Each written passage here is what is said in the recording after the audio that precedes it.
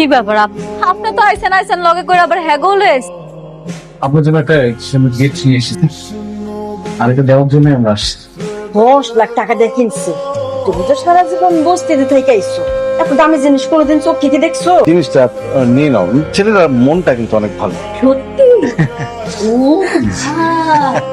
আল্লাহ এত দামি নেকলেস আপনারা কি ভাবছেন আমার স্বর্ণের জিনিস দিবেন আর হাত করে ফালাইবেন? আপনি আমার স্বর্ণের জিনিস কিনা দিলে আমি আপনার বিয়া করতে রাজি হইতাম? এত সহজ? তুমি কেমন দামি জিনিস কোনোদিন চোখে দেখছো? এই রাতু বাবা কিন্তু খুবই ভালো ছিল, খুবই ভালো ছিল। আমাকে অনেকের চাইতে ধরো 1000 গুণ ভালো।